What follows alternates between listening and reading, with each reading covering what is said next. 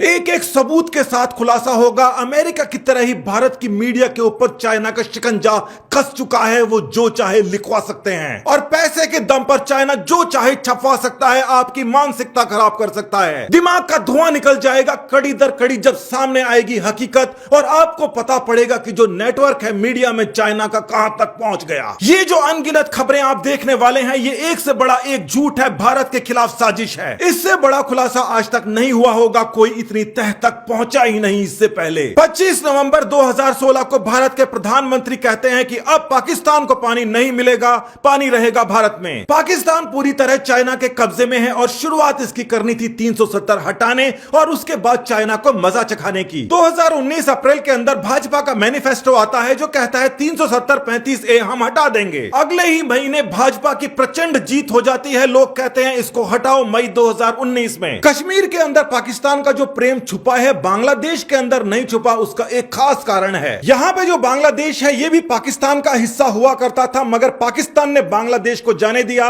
मगर उसे चाहिए ये कश्मीर। इस मैप को आप ध्यान से देखिए और आपको पता पड़ता है कि कश्मीर से ही पाकिस्तान पूरा का पूरा पानी पीता है। कश्मीर से अगर पानी उसको मिलना बंद हो जाए तो पाकिस्तान प्यासा मर जाएगा। सारी लड़ाइयां, सारा खेल पानी के चक्कर में था। पाकिस्तान इसीलिए कश्मीर के लिए बार बार आक्रमण करता था।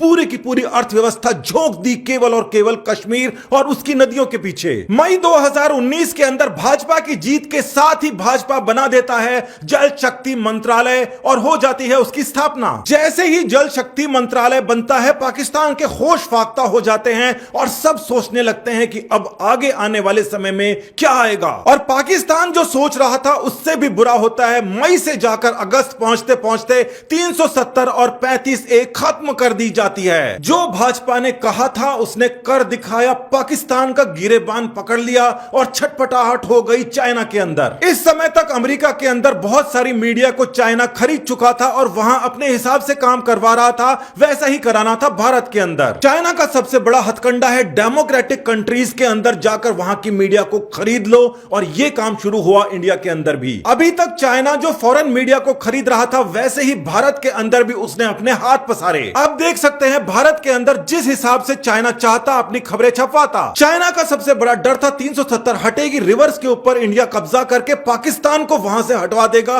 पीओके खाली करवाएगा, कहीं तिब्बत को भी धीरे धीरे भारत आजाद न करवा दे। और चाइना ने धीरे धीरे एक एक जर्नलिस्ट को खरीदना शुरू किया। एक समय में एक को खरीद डालता। स्ट्रेटेजी बिल्कुल साफ थी, मीडिया खरीद लो, मीडिया नहीं बिके तो जर्नलिस्ट को खरीद लो, वो वहां पर उसके हिसाब से खबरें छापेंगे जो अभी आप देखेंगे। चाइना ने इंडिया के बहुत सारे जर्नलिस्ट को खरीदा, बहुत सारा पैसा दिया, उनको 50,000 रुपए हर महीने का स्टाइपेंड भी दिया। और ध्यान से देखना, ये जो नाम आपको दिखाई दे रहे हैं जिनके जर्नलिस्ट ने वहां जाकर स्टाइपेंड लिया, इसके अंदर जर्नलिस्ट का एक ऐसा नेटवर्क बन गया जो जब चाहे जैसी चाहे खबरें फ्लोट कर सकते हैं। और जब कई सारे न्यूज आउटलेट्स के अंदर एक ही तरीके की गलत खबर हर जगह छप जाती है तो उसका कोई मालिक नहीं होता, कोई उसकी माफी नहीं मांगता, चाहे सिरे से झूठ खबर वो प्रकाशित कर दें। खबर देखेंगे अभी आप। चीन और पाकिस्तान की पूरी खुंदस जल शक्ति मंत्रालय पर आकर टिक गई, क्योंकि आने वाले समय में ब्रह्मपुत्र का भी मसौदा बनना तैयार था। चाइना के भारत के अंदर कई लोगों से अच्छे रिलेशंस हैं, कई पार्टीज के साथ में उन्होंने एमओयू ज्वाइन कर रखे हैं।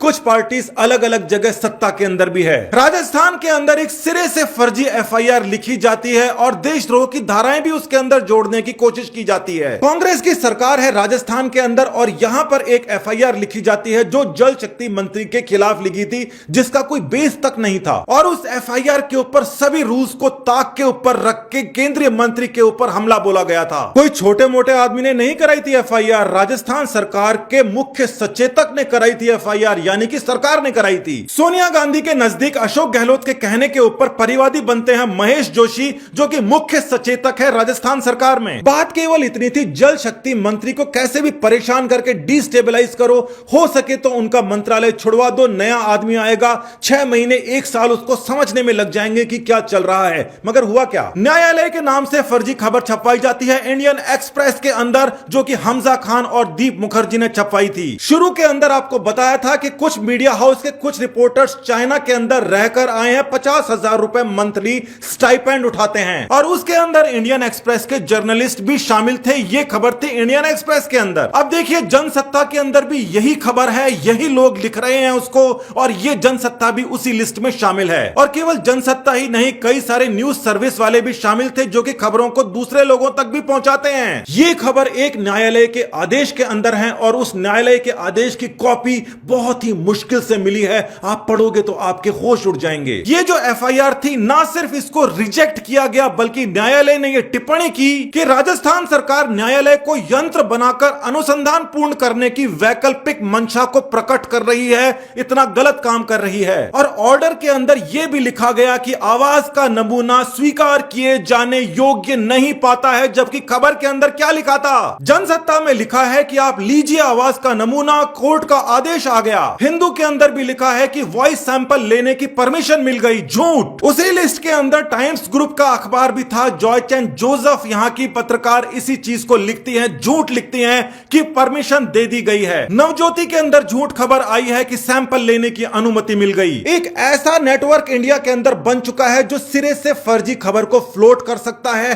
बिल्कुल सिरे से फर्जी। साफ तौर से कोर्ट ने माना फर्जी एफआईआर है, किसी प्रकार का आवाज का नमूना स्वीकार किए जाने योग्य ही नहीं है। बड़े बड़े अक्षरों में लिखा है, अस्वीकार कर दिया जाता है, खारिज कर दिया जाता है, मगर मीडिया तो अपने असली मालिकों की ही हुक्म बजाएगी। ये आरोप किसी मीडिया हाउस के ऊपर नहीं है, मगर मीडिया हाउस के अंदर कौन रिपोर्टर किसके इन्फ्लुएंस में आकर किससे पैसा लेकर क्या खबर छाप रहा है, हर एक चीज के बारे में पता नहीं होता। और जब बहुत सारे रिपोर्टर्स एक साथ एक खबर छाप जाते हैं तो एक दूसरे का नाम लेकर बच जाते हैं और ये एक बड़ा नेटवर्क बन चुका है। चाइना के अंदर जिन मीडिया हाउस के लोग गए, जिन्होंने चाइना से स्टाइपेंड लिया, उनकी लिस्ट के अंदर ये सारी की सारी खबरें मौजूद हैं। क्या ये इत्तेफाक है? आप समझ रहे हैं कितनी खतरनाक सिचुएशन है। पॉलिटिकल पार्टीज को पता है कि मुद्दे क्या फ्लोट करने चाहिए और चाइना को पता है कि उनके पास में रिपोर्टर्स कौन कौन से हैं। अगर ये पॉलिटिकल पार्टीज और ये एजेंट्स आपस में मिलकर कोई प्लान करें, आप उसको रोकोगे कैसे? कोर्ट ने जिसको खारिज कर दिया उसको लिखते हैं कोर्ट ने अनुमति दे दी प्रेशर बनाने के लिए। हर अखबार के अंदर एक ही सी खबर, एक ही सा झूठ, और इतना बड़ा झूठ केंद्रीय मंत्री के खिलाफ। सोचिए भारत के अंदर क्या कुछ हो सकता है अगर इसी प्रकार से फर्जी खबरें छपती रही तो। जल शक्ति मंत्रालय को डिस्टेबलाइज करने के लिए राजस्थान की कांग्रेस सरकार एक एफआईआर लिखती है और सबसे अजीब बात यह है कि राजस्थान के अंदर उसी दिन मुझे भी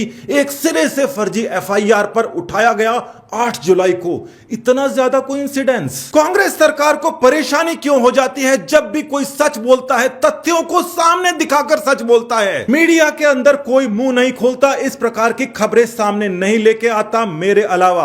उसी दिन मेरा मुंह बंद करने की कोशिश की गई और उसी दिन इतना बड़ा खेल हुआ जो आपके सामने आ गया। रिपोर्टर्स के अंदर हमजा खान और बंगाल से आने वाले दीप मुखर्जी हैं। इसके अलावा केवल एक ही रिपोर्टर का नाम सामने आता है जिसका नाम जॉय चैन जोसेफ है। मैं किसी नाम के अंदर किसी के जाति, धर्म या प्रदेश की बात नहीं कर रहा, मगर यह क्या कोइंसिडेंस है? तिब्बत को चाइना के पाले में डालने और चाइना का हक जताने वाली ये जो खबरें हैं, क्या ये कोइंसिडेंस हैं? क्या ये जो खबरें आप देख रहे हैं ये बिकी हुई खबरें नहीं है? अमेरिका की मीडिया को खरीदा जा सकता है तो भारत की मीडिया में कहां तक चाइना घुस चुका है? 5 जुलाई को मैं एक वीडियो के अंदर हल्का सा जिक्र कर देता हूं कि एमओयू अगर चाइना का कांग्रेस के साथ में है तो वो सामने ले आओ, गिरफ्तार कर लेते हैं रात को एफआईआर करके। राजस्थान के मुकदमेबाज मुख्यमंत्री और क्या क्या करेंगे, कितनी फर्जी एफआईआर करेंगे, कहां जाकर ये सब रुकेगा? ये सारे के सारे डॉक्यूमेंट्स मैं अपने टेलीग्राम चैनल पे डाल रहा हूं, आप खुद देखिए, अपनी आंखों से देखिए कितना झूठ बोलती है कांग्रेस सरकार, कितनी झूठी एफआईआर करती है कांग्रेस सरकार और कितना मीडिया बिका हुआ है जो इतनी फर्जी से